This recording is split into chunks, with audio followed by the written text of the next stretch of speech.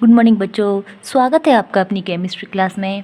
हम लोग पढ़ रहे हैं चैप्टर 10, ठीक है ना, जिसका नाम है हैलोजन व्युत्पन्न या हैलो एल्केन एवं हैलो एरियंस। इसमें हम पढ़ रहे थे रासायनिक गुणों के बारे में कि हैलोजन व्युत्पन्न जो होते हैं यानी कि जो हैलो एल्केन होते हैं उनके रासायनिक गुण किस किस प्रकार के होते हैं। उनमें सबसे पहले हमने ये देखा था कि चूँकि RH यानी कि कार्बन हैलोजन कंपाउंड्स जो होते हैं उनमें कार्बन और हैलोजन के बीच की जो प्रकृति बंध की प्रकृति होती है वो होती है ध्रुवीय, और इस ध्रुवीय प्रकृति के कारण ये इस पर आ जाता है माइनस आवेश और इस पर आ जाता है प्लस आवेश, और इस पर अगर कोई आक्रमणकारी आक्रमण करता है कोई प्रबल नाभिक स्नेही, तो ये नाभिक स्नेही अभिक्रियाएं देते हैं जिनको हम कहते हैं एसएन रिएक्शंस। ये मैंने लास्ट वीडियो में आपको बता दिया था। अब ये जो एसएन रिएक्शंस होती हैं यानी कि नाभिक स्नेही प्रतिस्थापन अभिक्रियाएं होती हैं, ये दो क्रियाविधियों से संपन्न होती हैं। ये मैंने आपको बताया था लास्ट वीडियो में। एक होती है SN1 और दूसरी होती है SN2। SN1 को मैं आपको वापस रिवाइज करवा देती हूँ। SN1 में क्या होता है कि पहले तो जो RH होता है उसका बंध विखंडन होने से बनता है R+ और X-। ये तो होता है प्रथम पद, ठीक है ना, और ये होता है धीमा, बहुत धीमी गति से होने वाला। फिर दूसरे पद में क्या होता है, इस RX पर आक्रमण होता है नाभिक स्नेही का, और जब नाभिक स्नेही आक्रमण करता है तो बना लेता है उत्पाद, ठीक है। और इसमें प्रबल आकर्षण बल काम करते हैं, तो ये जो अभिक्रिया है बहुत तीव्र गति से संपन्न होती है, अतः यह होता है तीव्र पद, ठीक है ना। तो इस तरह से ये जो अभिक्रिया थी दो पदों में संपन्न हो रही थी, लेकिन इस अभिक्रिया का जो वेग निर्धारक पद था वो ये था। हम जानते हैं कि जब कोई अभिक्रिया दो या दो से अधिक पदों में संपन्न होती है तो उसमें जो धीमा पद होता है वही वेग निर्धारक होता है। तो इस अभिक्रिया की वेग समीकरण हमने लिखी थी R = K × RX, यानी RX की सांद्रता, यानी कि इस अभिक्रिया का वेग केवल RH की सांद्रता पर निर्भर करता है, NU की सांद्रता पर निर्भर नहीं करता। इसका मतलब इस अभिक्रिया की कोटि प्रथम कोटि है, इसीलिए इस अभिक्रिया का जो नाम है वो SN1 है, ठीक है ना। प्रथम कोटि के कारण ही हम इस अभिक्रिया का नाम क्या दे रहे थे, SN1, यानी कि एकाणुक नाभिक स्नेही प्रतिस्थापन अभिक्रियाएं, ठीक है ना। ये हमने देख ली थी, और इसमें हमने देख लिया था कि मध्यवर्ती के रूप में हमें कार्ब धनायन मिलता है, और इस कार्ब धनायन की समतलीय प्रकृति के कारण इसकी जो ज्यामिति होती है वो समतलीय होती है, त्रिभुजीय समतलीय, इसलिए ये आक्रमणकारी इससे दोनों साइडों से आक्रमण कर सकता है। तो यहाँ ये जो हमें उत्पाद मिलता है ये रैसिमिक मिश्रण के रूप में मिलता है, यानी इस उत्पाद में आधा हिस्सा तो D प्रकार का होगा दक्षिण ध्रुवण घूर्णक, और आधा हिस्सा L प्रकार का होगा यानी कि वाम ध्रुवण घूर्णक। अब इस वीडियो में हम देखेंगे SN2 क्रियाविधि के बारे में। ये SN2 क्रियाविधि क्या होती है, तो देखिए SN2 क्रियाविधि क्या होती है। SN2 क्रियाविधि में क्या होता है कि पहले तो सबसे पहले मैं आपको ये क्लियर कर दूं कि हमने SN1 क्रियाविधि देखी थी, तो वो उसका क्रम देखा था हमने ये, ठीक है ना, यानी कि 3 डिग्री में सबसे ज़्यादा आसानी से होती है, 2 डिग्री में उससे कम आसानी से होती है, 3 डिग्री मिथाइल में तो हम सोचेंगे ही नहीं कि होगी भी, ठीक है ना। अब SN2 की बात कर रहे हैं, SN1 का अपोजिट क्रियाविधि है SN2 क्रियाविधि, तो ये जो क्रम है ये बिल्कुल उल्टा हो जाएगा, यानी मिथाइल में सबसे आसानी से होगी, 1 डिग्री में उससे ज़्यादा उससे कम, 2 डिग्री में उससे कम, 3 डिग्री में उससे, यानी कि जो SN2 क्रियाविधि के लिए क्रम होगा वो CH3X यानी कि मेथिल हैलाइड के लिए सबसे ज़्यादा, 1 डिग्री के लिए उससे कम, 2 डिग्री के लिए उससे कम, 3 डिग्री में तो हम मानेंगे नहीं, ठीक है ना। अब हम देखेंगे ऐसा क्यों होगा, हम पहले इसको देखते हैं। देखो हम यहाँ मान लीजिए CH3X की बारे में बात करते हैं, इस पर कोई आक्रमणकारी कार्य करेगा। पहले मैं CH3X की ज्यामिति बता दूं आपको। CH3X में कार्बन sp3 हाइब्रिडाइज्ड होता है, sp3 संकरण होता है, तो इसमें जो ज्यामिति होती है वो चतुष्फलकीय होती है। चतुष्फल की ज्यामिति को कैसे बनाते हैं हम, इस तरीके से। इसमें यहाँ बात मान लीजिए ये X है तो बाकी ये 3 H हैं, ठीक है ना। अब इस पर आक्रमण करता है नाभिक स्नेही, ठीक है ना। अब यहाँ नाभिक स्नेही जब आक्रमण करेगा तो देखिए नाभिक स्नेही आक्रमण करना चाह रहा है और कार्बन के पास सारे के सारे बंध बने हुए हैं, ठीक है ना। तो ये बंध कैसे बनाएगा जब कार्बन के सारे बंध हैं, ठीक है ना। तो अब क्या है, मैंने आपको बताया था कि ये नाभिक स्नेही अगर इससे मजबूत या प्रबल होगा तो ही आक्रमण कर पाएगा। तो अब ये क्या करेगा कि इस कार्बन पर आक्रमण करके इसके साथ बंध बनाने की कोशिश करेगा, ठीक है ना। तो अभी जब ज़बरदस्ती बंध बनाने की कोशिश करेगा तो हमेशा इसके इसके अगेंस्ट ही तो काम कर रहा है, इसकी विपरीत दिशा से आक्रमण करेगा। अगर हम ये चाहें कि NU माइनस इस तरफ से आक्रमण कर दे तो नहीं करेगा, क्यों? क्योंकि ये भी ऋणावेशित होता है और ये भी ऋणावेश है, एक ही साइड से आएंगे तो इनमें प्रतिकर्षण काम करेगा। तो जब ये इस पर आक्रमण करेगा और इसके साथ बंध बनाने की कोशिश करेगा तो कार्बन को इसके साथ बंध बनाना पड़ेगा, और जब ये इसके साथ आधा मतलब बंध बनाएगा तो इसके साथ इस बंध को तोड़ना भी पड़ेगा। तो बीच में एक स्थिति बनेगी जिसकी ज्यामिति हमें कुछ इस प्रकार की मिलेगी। देखिए ये H, यहाँ पर ये बंध इसका आधा बन गया, पूरा नहीं बना है, आधा बना है, और ये वाला बंध इसका आधा टूट गया है। दोनों पर आंशिक ऋणावेश हैं दोनों के पास ही, ठीक है ना। तो देखिए ये एक नई व्यवस्था बन गई जिसमें देखिए कार्बन के जो बंध हैं वो बंध हो गए 5। अब इन 5 बंधों में हमें ये 2 बंध आधे आधे दिखाई दे रहे हैं, आधे आधे, इसका मतलब दोनों मिलकर एक बंध हुआ और 3 बंध ही हो गए, ठीक है ना। और इसकी जो ज्यामिति है वो हो जाती है समतलीय प्रकार की, और इस अवस्था को हम कहते हैं ट्रांजिशन स्टेट या संक्रमण अवस्था, ठीक है ना। कोई मध्यवर्ती के रूप में यहाँ क्या बन रहा है? संक्रमण अवस्था। संक्रमण अवस्था वह मध्यवर्ती होता है जिसमें बनने वाला बंध आधा बन चुका होता है और टूटने वाला बंध आधा टूट चुका होता है, ठीक है। इसलिए ये जो अवस्था होती है वो अत्यंत उच्च ऊर्जा वाली होती है और इसीलिए अत्यंत अस्थायी भी होती है, ठीक है ना। और अस्थायी होती है तो क्या होता है, ये जो अभिक्रिया है, ये जो संक्रमण अवस्था हुई है, ये तेजी से टूटेगी, और तेजी से टूटेगी तो टूटने वाला बंध तो टूट कर निकल जाएगा, यानी X माइनस तो बाहर निकल गया, है ना। और जो बनने वाला बंध है वो पूरा बन जाएगा। तो व्यवस्था क्या बनेगी अपनी? देखिए वापस चतुष्फल की ज्यामिति में आ जाएगा। यहाँ H था, यहाँ H है, यहाँ H है, और यहाँ हो गया ये NU, ये जुड़ गया, ठीक है ना, और अपना उत्पाद बन गया। तो यहाँ देखिए इस अभिक्रिया में क्या हो रहा है, ये दोनों चीज़ें एक साथ अभिक्रिया में भाग ले रही हैं, दोनों एक साथ अभिक्रिया में भाग ले रहे हैं, ठीक है ना। तो इस अभिक्रिया का वेग समीकरण क्या आएगा? इस अभिक्रिया का वेग समीकरण आएगा R बराबर K RX, R के रूप में जैसे हमने CH3X लिया है, और NU, दोनों ही अभिक्रिया में भाग ले रहे हैं। तो इस अभिक्रिया की कोटि क्या हो गई? इस अभिक्रिया की कोटि हो गई 2, यानी SN2 क्रियाविधि एक द्वितीय कोटि की अभिक्रिया है। इसीलिए इसको हम क्या कहते हैं? इसको हम कहते हैं द्विअणुक नाभिक स्नेही प्रतिस्थापन अभिक्रिया, ठीक है ना। द्विअणुक नाभिक स्नेही प्रतिस्थापन अभिक्रियाएं, समझ में आ गई ना बात। और देखिए क्या क्या होगा इसमें, अभिक्रिया की कोटि 2 हो गई, मध्यवर्ती के रूप में क्या बन रहा है? संक्रमण अवस्था बन रही है, ठीक है ना। अब यहाँ ये चीज़ ये देखिए कि यहाँ ये जो अभिकारक था, इस अभिकारक में X इस तरफ जुड़ा हुआ था, लेकिन अब जो NU जुड़ा है वो देखो इसकी विपरीत दिशा में जुड़ रहा है, ठीक है ना। यानी ये जो अभिविन्यास था इसका, अभिकारक का, इसके उत्पाद का अभिविन्यास इसके विपरीत हो गया, क्योंकि हैलोजन जहाँ से हटा ये नाभिक स्नेही उसी जगह नहीं जुड़ा, उसकी विपरीत दिशा में आकर जुड़ा है। तो यहाँ जो इसका अभिविन्यास है वो प्रतिपित हो जाता है, यानी कि विपरीत हो जाता है, उल्टा हो जाता है।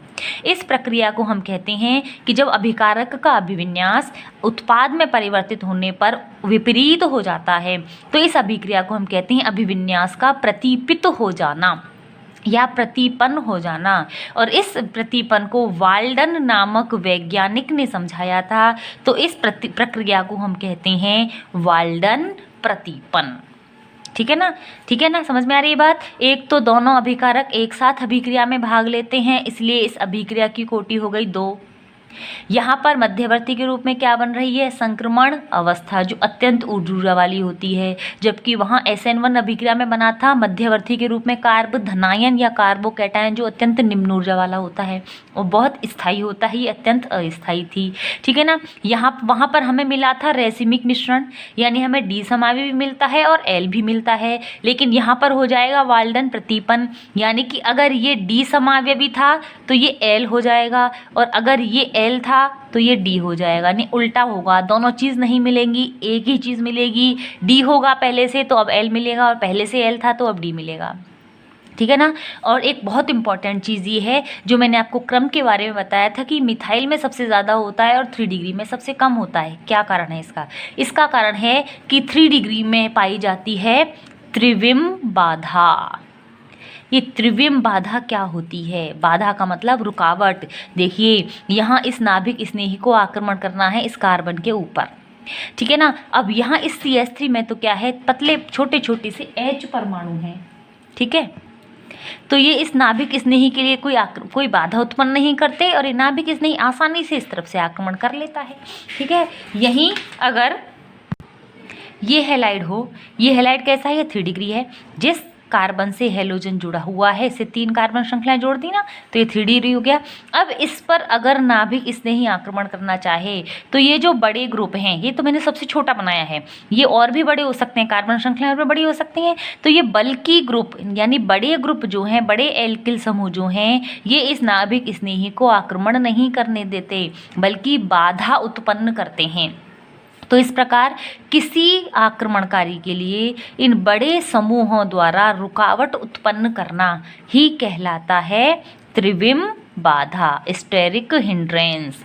तो इस त्रिविम बाधा के कारण 3 डिग्री में यह अभिक्रिया नहीं हो पाती, जबकि 1 डिग्री में तो केवल एक ही समूह होगा और मैथिल में तो एक भी नहीं होता, तो त्रिविम बाधा होती ही नहीं है, ठीक है ना। तो यहाँ SN1 क्रियाविधि में क्या हो गया है, इनका है क्रम कि मैथिल हैलाइड में सबसे तीव्र गति से होती है, उससे कम 1 डिग्री में, उससे कम 2 डिग्री में और उससे भी कम 3 डिग्री में, या हम कहें कि 3 डिग्री में तो ये होती ही नहीं है। कारण क्या है, त्रिविम बाधा उत्पन्न हो जाना, ठीक है ना। ये छोटी छोटी सी बातें समझ में आई। अब देखो इसको देखते हैं हम।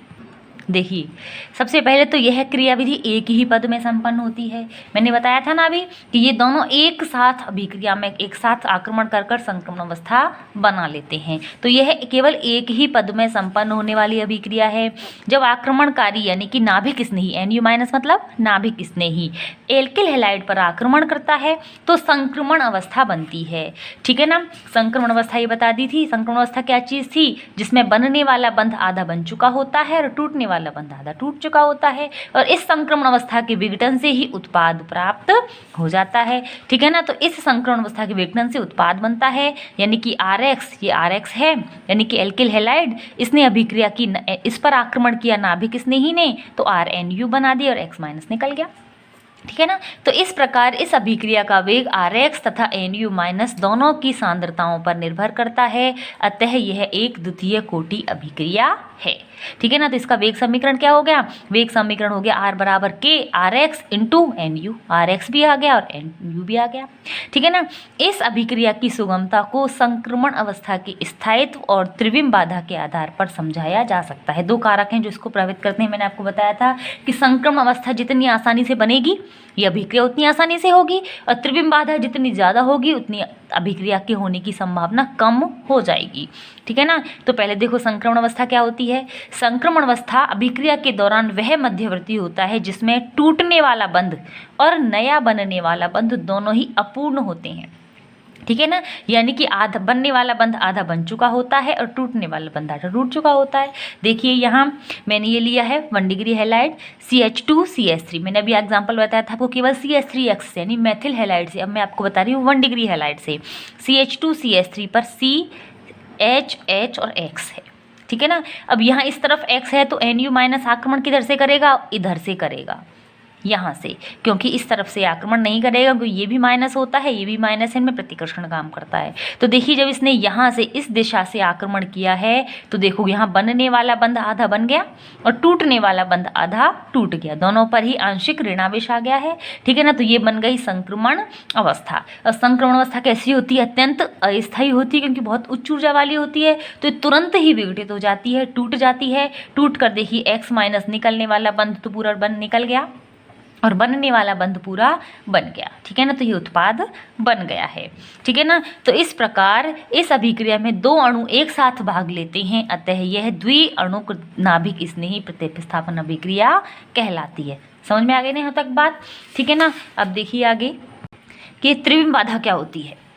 त्रिविम बाधा यानी स्टेरिक हिंड्रेंस। इस अभिक्रिया हमने ये देखा था कि आक्रमणकारी NU- उस कार्बन पर आक्रमण करना चाहता है जिस पर X परमाणु जुड़ा है, यदि उस कार्बन परमाणु पर बड़े एल्किल समूह बंधित हों तो वे एल्किल समूह आक्रमणकारी Nu- को बाधा उत्पन्न करते हैं, अतः अभिक्रिया आसानी से संपन्न नहीं हो पाती। ठीक है, मैंने बताया था ना कि बड़े एल्किल समूह उपस्थित हों तो वे नाभिक स्नेही को आक्रमण नहीं करने देते और त्रिविम बाधा उत्पन्न करते हैं। तो इस प्रकार बड़े एल्किल समूहों द्वारा अभिक्रिया में बाधा को उत्पन्न करना ही त्रिविम बाधा कहलाता है।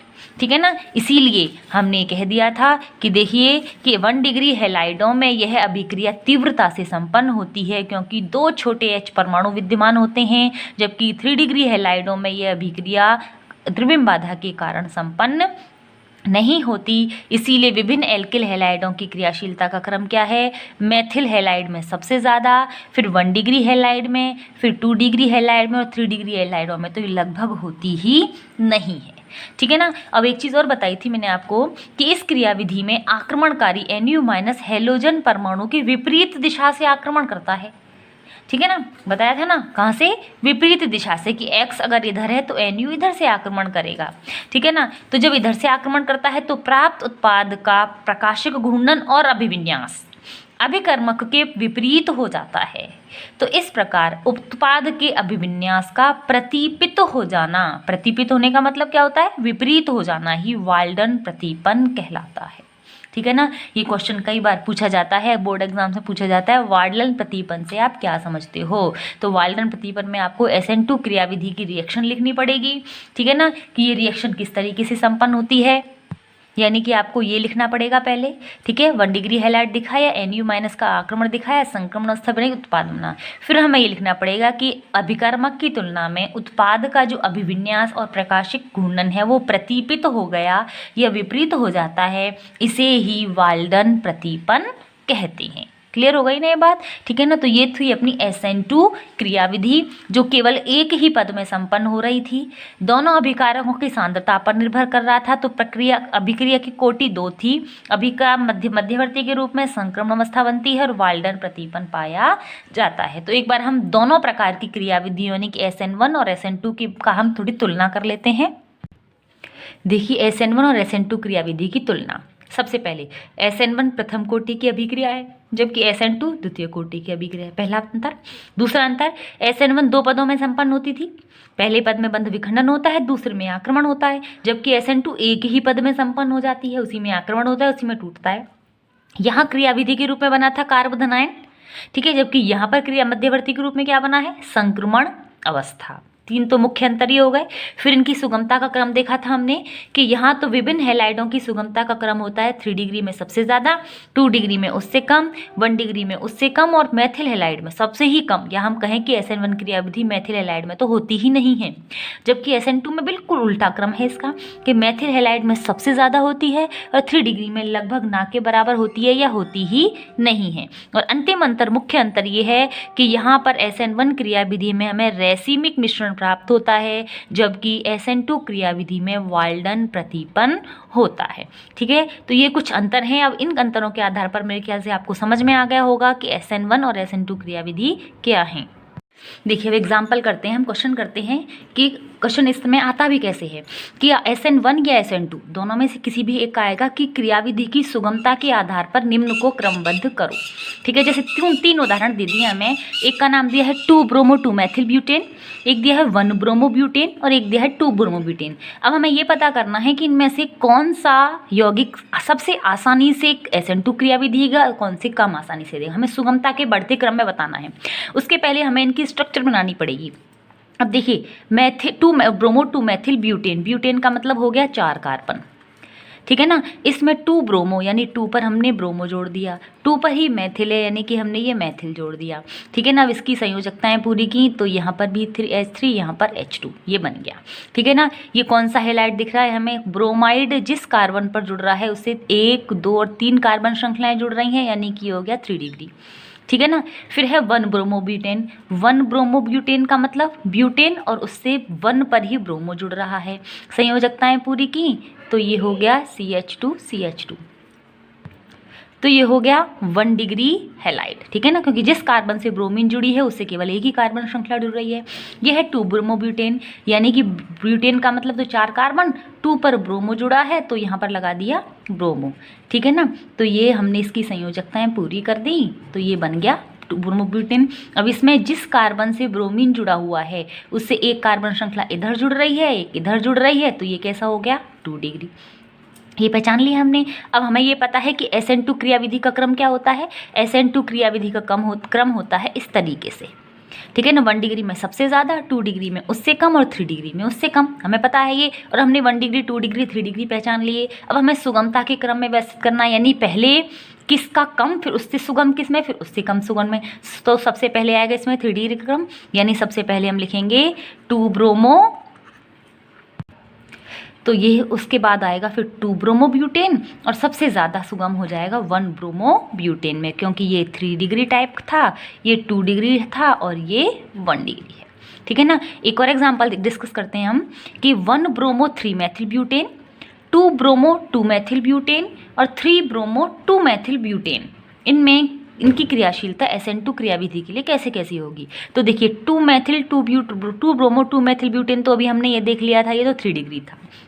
अब हम इनकी बाकी 2 की स्ट्रक्चर बना लेते हैं। ये ब्यूटेन मतलब 1 2 3 4, 1 ब्रोमो यानी कि यहाँ लगा दिया 3 मैथिल, यानी कि 1 2 3, यहाँ पर एक मैथिल लगा दिया, ठीक है ना। ये CH3, ये CH, ये CH2, ठीक है ना। तो ये 1 डिग्री प्रकार का है, क्योंकि जिस कार्बन से Br जुड़ा हुआ है वो 1 डिग्री है, ठीक है ना। ये 1 डिग्री हो गया, ये हमने देख ही लिया था, ये 3 डिग्री है, ठीक है ना। और यहाँ ये क्या दिया, इसकी स्ट्रक्चर बनाते हैं 1 2 3 4, 3 ब्रोमो यानी कि हमने यहाँ तो लगा दिया ब्रोमो, और 2 मैथिल यानी कि यहाँ पर लगा दिया मैथिल, ठीक है ना। ये CH3, ये CH, ये CH और ये CH3। तो इसमें अब ब्रोमीन जिस पर जुड़ रहा है वो कार्बन कैसा है, एक कार्बन श्रृंखला इधर है और एक इधर है, तो ये कैसा है 2 डिग्री।